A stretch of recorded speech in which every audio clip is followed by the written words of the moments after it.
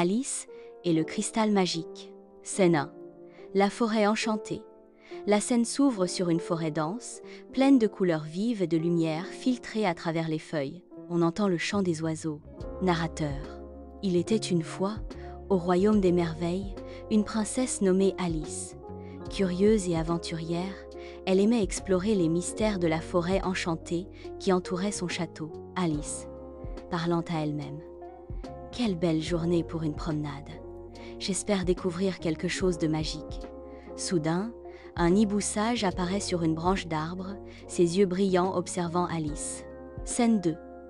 La rencontre avec le hibou. Hibou. Bonjour, jeune princesse, je suis Archimède, le hibou sage. Que fais-tu ici, dans cette forêt mystérieuse? Alice, surprise. Bonjour, Archimède. Je me promène et j'espère trouver des merveilles. Que sais-tu de cette forêt? Hibou. Cette forêt abrite de nombreux secrets, mais l'un des plus précieux est un cristal magique.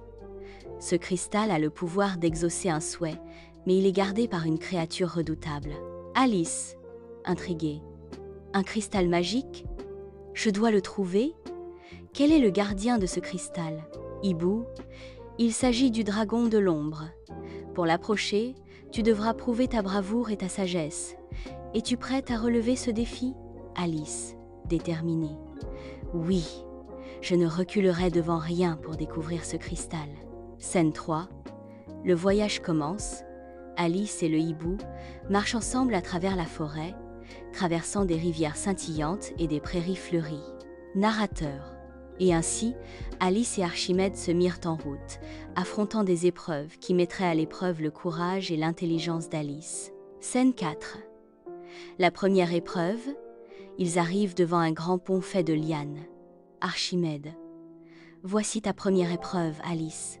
Pour traverser ce pont, tu dois résoudre une énigme. Alice. Je suis prête. Archimède. Écoute bien.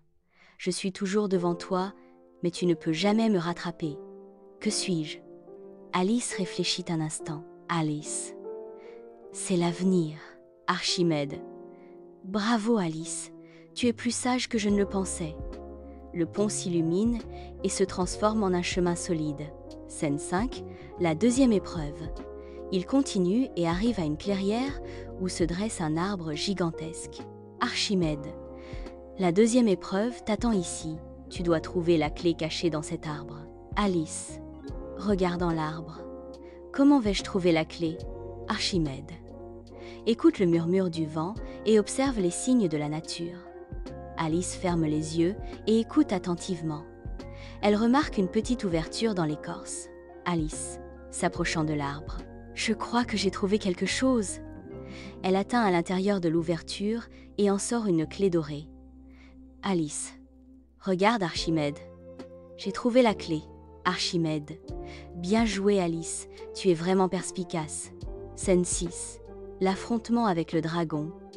Ils arrivent enfin à la grotte du dragon de l'ombre. La lumière s'assombrit et un grondement se fait entendre. Archimède. Sois courageuse, Alice. Le dragon est redoutable, mais n'oublie pas ta sagesse. Un grand dragon aux écailles noires apparaît, ses yeux étincelants fixant Alice. Dragon. Qui ose s'approcher de ma grotte? Alice, s'avançant avec détermination. Je suis Alice, princesse du royaume des merveilles. Je cherche le cristal magique pour exaucer un souhait. Dragon. Rire moqueur. Tu es bien audacieuse, petite princesse. Que feras-tu si je refuse de te laisser passer? Alice. Je ne reculerai pas.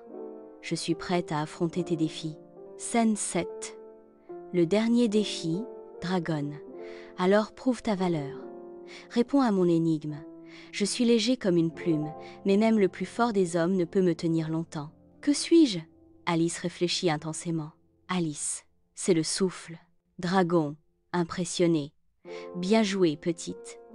Tu es digne de posséder le cristal. Le dragon s'écarte, révélant une lumière éclatante au fond de la grotte. Scène 8. La découverte du cristal. Alice s'approche du cristal, qui brille d'une lumière dorée. Alice, émue. Il est magnifique. Je peux enfin faire mon vœu. Archimède, Souviens-toi, Alice, de faire un vœu qui profitera à tous et non seulement à toi. Alice, réfléchissant, je souhaite que notre royaume soit prospère et que chacun vive en harmonie. Le cristal brille intensément et une vague d'énergie se répand dans la forêt.